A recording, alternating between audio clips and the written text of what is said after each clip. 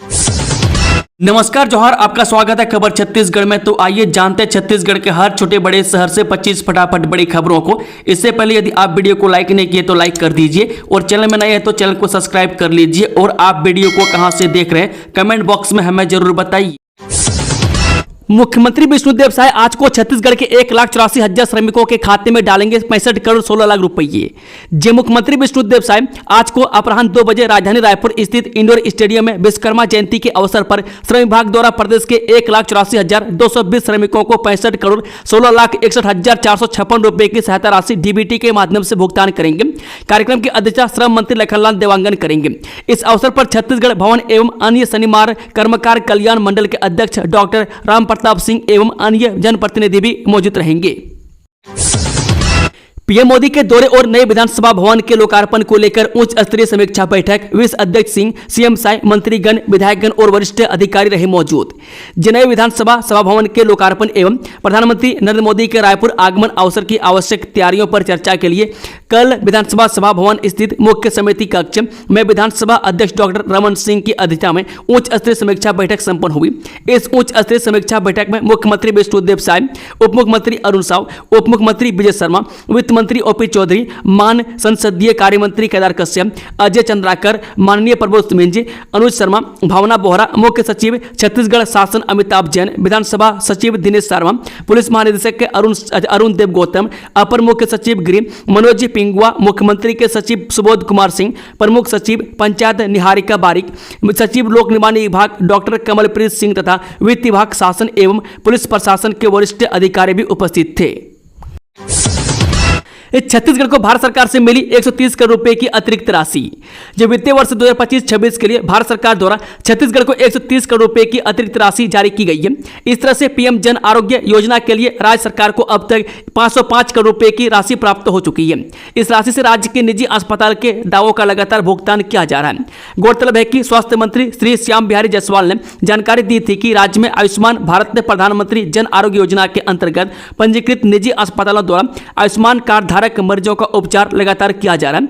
वर्तमान में प्रतिदिन लगभग 1600 से 1700 दावे प्रस्तुत किए जा रहे हैं, जिनकी राशि प्रतिदिन 4 करोड़ रुपए से अधिक है। छत्तीसगढ़ में बनेंगे 6 नए फिजियोथेरेपी महाविद्यालय, सीएम बोले प्रदेश की स्वास्थ्य शिक्षा को देंगे नई उड़ान। जे मुख्यमंत्री विष्णुदेव साय के नेतृत्व में छत्तीसगढ़ की स्वास्थ्य सेवाओं में लगातार नए आयाम जुड़ रहे हैं। प्रदेश सरकार ने चिकित्सा शिक्षा को और मजबूत करने के लिए बड़ा निर्णय लेते हुए 6 नए फिजियोथेरेपी महाविद्यालयों के निर्माण को प्रशासकीय स्वीकृति प्रदान की है। बता दें कि फिजियोथेरेपी महाविद्यालयों के निर्माण से न केवल युवाओं को नए अवसर प्राप्त होंगे, बल्कि आने वाले समय में स्वास्थ्य सेवाओं की गुणवत्ता भी बेहतर होगी। स्कूली बच्चों के खाते में 21 लाख रुपए ट्रांसफर। छत्तीसगढ़ के बलौदाबाजार जिले में घटित एक ऐसी घटना ने पूरे प्रदेश को झकझोर दिया। 28 जुलाई को पलारी विकासखंड के ग्राम लच्छनपुर स्थित शासकीय मिडिल स्कूल में मिड डे मील के दौरान बड़ी लापरवाही सामने आई थी। आरोप था कि बच्चों को जो भोजन परोसा गया था वह पहले कुत्तों द्वारा खाया गया था। इस घटना ने ग्रामीणों और अभिभावकों में गुस्सा भड़का दिया था। मामले के तूल पकड़ने के बाद यह मुद्दा उच्च न्यायालय तक पहुंचा। उच्च न्यायालय के मुख्य न्यायाधीश रमेश कुमार सिन्हा और न्यायमूर्ति बीडी गुरु की डिवीजन बेंच ने इस मामले को गंभीर मानते हुए प्रभावित बच्चों को मुआवजा देने का आदेश जारी किया। कोर्ट ने कहा कि बच्चों के स्वास्थ्य और मानसिक स्थिति पर पड़े नकारात्मक प्रभाव की भरपाई के लिए यह कदम आवश्यक है। बीजापुर के जंगलों में मिला नक्सलियों के हथियारों का जखीरा, कोबरा बटालियन ने ऐसे किया भंडाफोड़, माओवादियों की बड़ी साजिश नाकाम। जब बीजापुर के थाना पामेड़ क्षेत्र अंतर्गत एफओबी काउरगुट्टा क्षेत्र के जंगलों में कोबरा 208 बटालियन द्वारा की गई सघन सर्चिंग कार्रवाई के दौरान माओवादियों द्वारा छिपाकर रखे गए भारी मात्रा में हथियार, विस्फोटक सामग्री एवं सदर रसद सामग्री का डंप बरामद किया गया। बरामद सामग्री को माओवादियों ने ग्राम कंचाल के जंगलों में गड्ढों और पेड़ों की खोल में छिपाकर रखा था। यह सामग्री संभावित बड़ी साजिश को अंजाम देने हेतु एकत्र की गई थी, जिसे सुरक्षा बलों ने समय रहते विफल कर दिया। बरामद सामग्री में बीजीएल लॉन्चर, मजल लोडिंग बंदूक, BGL cell, barrel pipe, battery electric detonator, directional mines, पिट्ठू बैग, बीजीएल पाउच, माओवादी वर्दी, सीआरपीएफ पैटर्न की कॉम्पैक्ट ड्रेस, बेल्ट, बेडशीट, माओवादी साहित्य, पटाखे तथा राशन सामग्री शामिल हैं। बर्खास्तगी की चेतावनी के बाद भी हड़ताल में एनएचएम कर्मी, सरकार ने दिया 5 बजे तक का अल्टीमेटम, नहीं माने तो होगी बर्खास्तगी। एनएचएम कर्मचारी और सरकार आमने सामने नजर आ रहे हैं। सरकार ने सख्ती दिखाते हुए एनएचएम के कर्मियों को आंदोलन छोड़कर वापस ज्वाइन करने के निर्देश दिए हैं, वरना उनके खिलाफ बर्खास्तगी की कार्रवाई की जाएगी। मगर इस अल्टीमेटम का असर एनएचएम के कर्मियों पर पड़ता नजर नहीं आ रहा और उन्होंने आंदोलन जारी रखने की बात कही है। दरअसल एनएचएम के कर्मचारी अपनी नियमितीकरण समेत 10 सूत्रीय मांग को लेकर आंदोलन पर हैं। आज उनके आंदोलन का 29वां दिन है। एनएचएम कर्मियों के हड़ताल पर चले जाने के कारण स्वास्थ्य व्यवस्था चरमरा गई है। ऐसे में सरकार ने इन्हें अल्टीमेटम देते हुए 16 सितंबर की शाम 5 बजे तक वापस ड्यूटी ज्वाइन करने के निर्देश दिए थे, वरना उनके खिलाफ बर्खास्तगी की कार्रवाई की जाएगी। मेहतारी बंधन योजना 3500 हितग्राहियों का नाम पात्र सूची से हटाया गया। जब विष्णुदेव साय सरकार की महत्वाकांक्षी मेहतारी बंधन योजना पर बस्तर जिले में बड़ा खुलासा हुआ है। 1 साल के भीतर महिला एवं बाल विकास विभाग ने बस्तर जिले में फर्जी तरीके से मेहतारी बंधन योजना का लाभ ले रहे 3500 महिलाओं का नाम पात्रता सूची से हटा दिया है और उन पर आवश्यक कार्रवाई की जा रही है। अधिकारी की माने तो फर्जी नाम दर्ज कराने वालों और पैसे लेने वालों से अब रिकवरी की प्रक्रिया की जा रही है। बता दें कि जिला परियोजना अधिकारी मनोज कुमार सिन्हा ने बताया कि जिले में 1 साल के भीतर 34 से 3500 महिलाओं के नाम सूची से हटा दिए गए। में इनमें 1923 हितग्राही वे हैं जिनकी मृत्यु हो चुकी थी, जबकि बाकी महिलाओं के दस्तावेज गड़बड़ पाए गए या वे सरकारी सेवा में रहते हुए भी योजना का लाभ ले रही थी। कई मामलों में मृत्यु की जानकारी देर से मिलने के कारण राशि जारी हो गई थी, जिसकी अब रिकवरी की जा रही है। ईडी का दावा, शराब घोटाले में सिंडिकेट के प्रमुख हैंडलर थे चैतन्य बघेल, 1000 करोड़ रुपए किए थे मैनेज। जहां ईडी ने अपनी अभियोजन शिकायत में आरोप लगाया कि पूर्व मुख्यमंत्री भूपेश बघेल के बेटे चैतन्य बघेल छत्तीसगढ़ में शराब घोटाले के सिंडिकेट के मुखिया थे। उन्होंने इससे करीब 1000 करोड़ रुपए का प्रबंधन व्यक्तिगत रूप से किया था। ईडी ने कोर्ट में पेश चालान में चैतन्य को सिंडिकेट का प्रमुख हैंडलर बताया है। ईडी ने दावा किया है कि चैतन्य ने सिंडिकेट के अन्य सदस्यों के साथ मिलकर जानबूझकर अपराध की आय को छिपाने, रखने और प्राप्त करने और उपयोग करने में मदद की। ईडी ने सोमवार को जिला एवं अतिरिक्त सत्र न्यायाधीश दमरूधर चौहान की अदालत में दायर अपनी चौथी पूरक अभियोजन शिकायत में यह दावा किया। पीएम मोदी के जन्मदिन से गांधी जयंती तक बीजेपी मनाएगी सेवा ही समर्पण पखवाड़ा, होंगे कई कार्यक्रम।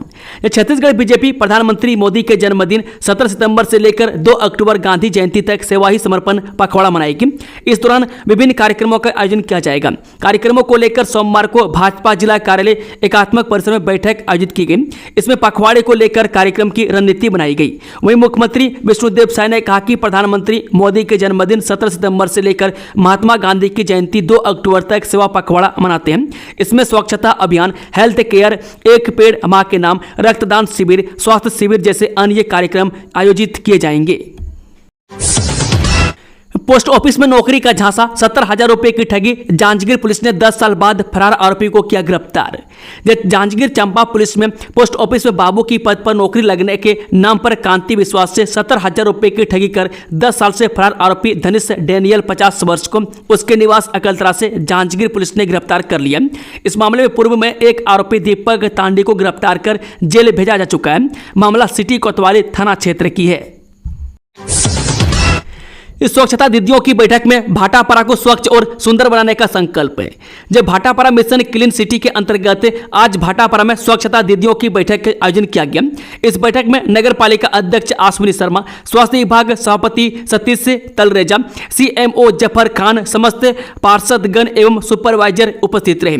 कार्यक्रम के दौरान शहर को स्वच्छ और सुंदर बनाने के लिए डोर टू डोर कचरा संग्रहण प्रणाली को और अधिक प्रभावी बनाने पर विशेष चर्चा की गई। स्वच्छता अभियान को जन भागीदारी से जोड़ने और प्रत्येक नागरिक को इसमें सक्रिय भूमिका निभाने हेतु आह्वान किया गया।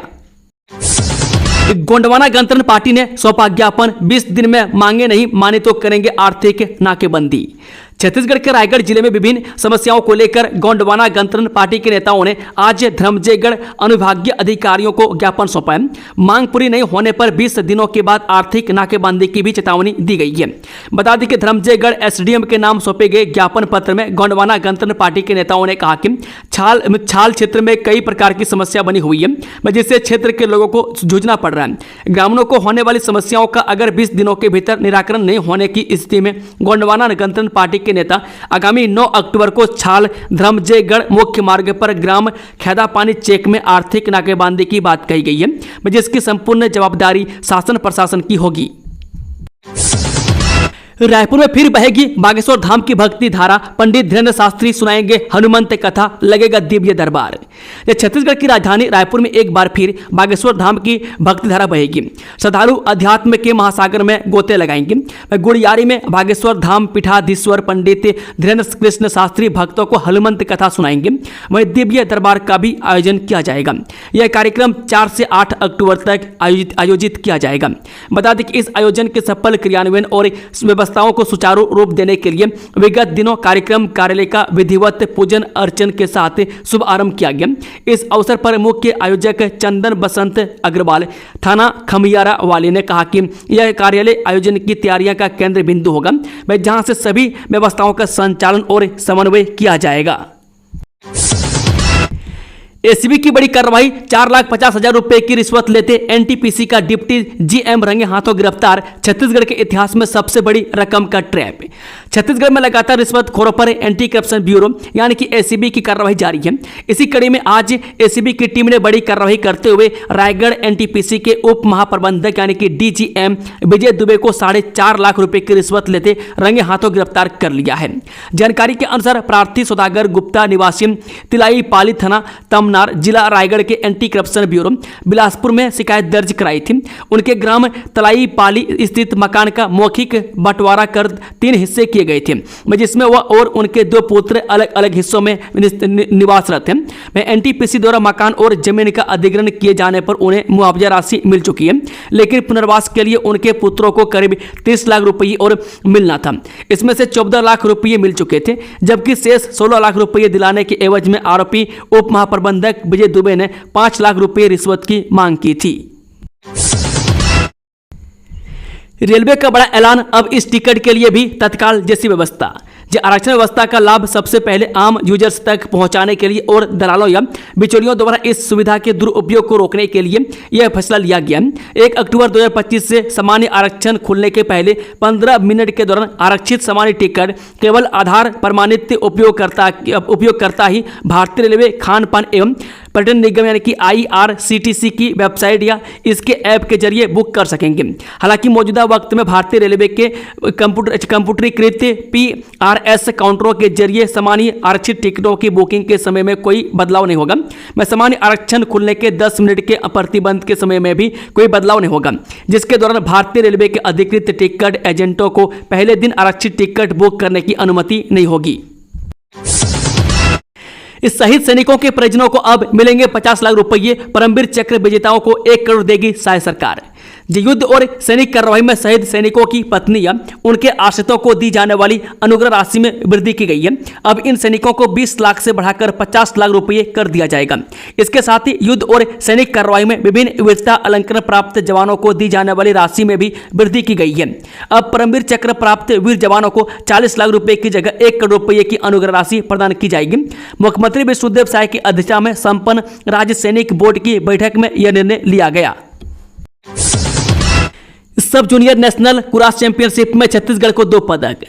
सब जूनियर नेशनल कुराश चैंपियनशिप 2025-26 के आयोजन रायपुर के अग्रसेन धाम में 10 से 13 सितंबर तक द इंडियन कुराश एसोसिएशन एवं कुराश एसोसिएशन ऑफ छत्तीसगढ़ के संयुक्त तत्वाधान में आयोजित हुआ।